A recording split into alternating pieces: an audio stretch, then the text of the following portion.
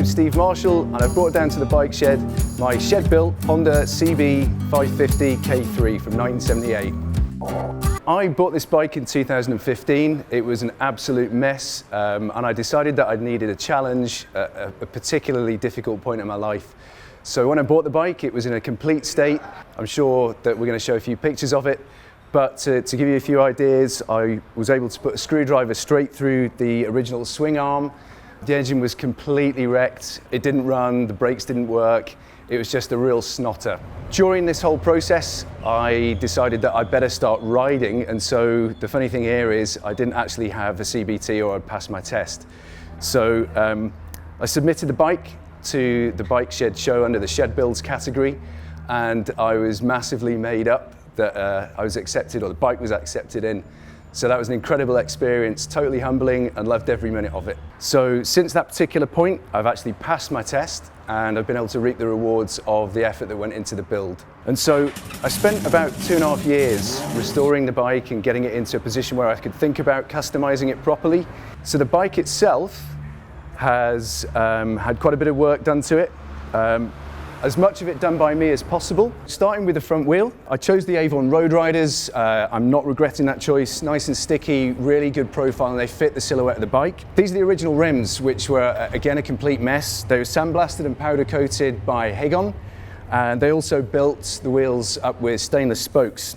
I've put 2 rotors on here, so I engineered a second rotor and caliper into the equation, all braided stainless steel lines from HEL. Completely reconditioned the forks. Again, they were covered in muck, so they were really nicely sort of sanded down and polished. Lots and lots of elbow grease. Moving up through the bike, we've got a cheap and cheerful eBay special headlight, which does seem to go with the bike. I'm particularly proud of these indicators, which I managed to lathe a fitting for and then weld onto the triple tree. I've ground down the top crown, so we've got a really slimline look here, and we've got a Daytona Speedo, which keeps wanting to break.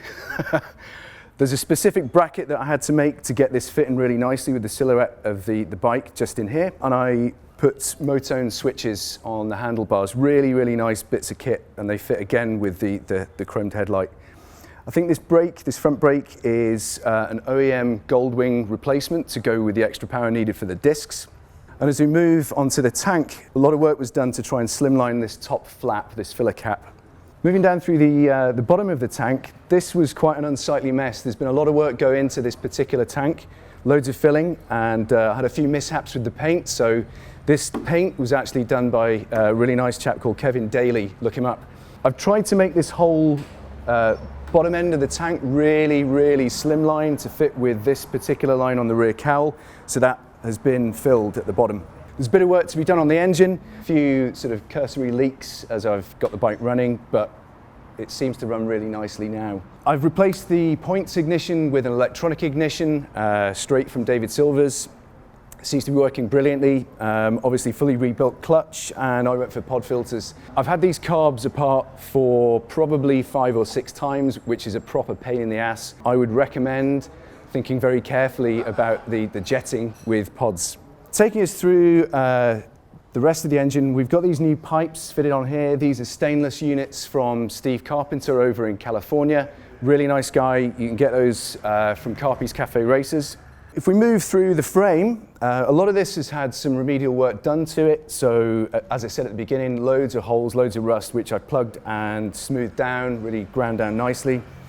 Then these rear set mounts here, they're kind of an unconventional riding position, but it works for me. It gets me right down over the bike, and I really like the way that it feels. This swing arm's been replaced because the original one, I was able to put a screwdriver straight through, which is probably the only major part of the bike that I've actually replaced. Moving through here, we've got the Hegon shocks, great performing bits of kit. And again, Hegon did some of this polishing for me on this rear hub. What I've managed to do is, the ethos of the bike was to try and hide as much as possible and keep it as simple as possible. And so you can't see right here, but I've hidden the brake switch down here, rerouted the rear set brake linkage to go past these shocks. If we move up the bike, this was a unit that I made completely myself out of fibreglass. It's my first time fiberglassing, And so I'm really, really pleased with the way that that's come out, and it fits really nicely with the leather seat that I made myself as well. If anybody's doing leather work themselves, buy yourself some strong leather needles, because I went through about 3 or 4 of them whilst I was doing this. There's some pretty cool hidden parts of this bike, namely the indicators, which I've Frenched into the rear here, along with the rear light and brake light. Sort of matches the indicators on the front. And then the starting process for the bike is using this really nice, neat M-lock, which is part of the M-Gadget or Moto Gadget M-unit under here, which I've also, under which I've also hidden the regulator rectifier. And so starting the bike, it's just like that. So that's pretty much it for the bike. I don't want to witter on too much. I've thoroughly enjoyed building it, and thanks to the support of the bike shed in the shed builds. So now I've given you a few of the details about the bike, I just want to give you a taster for what this thing sounds like. It does have an electric start, but it also has a kickstart, so it's pretty cool to use that, right?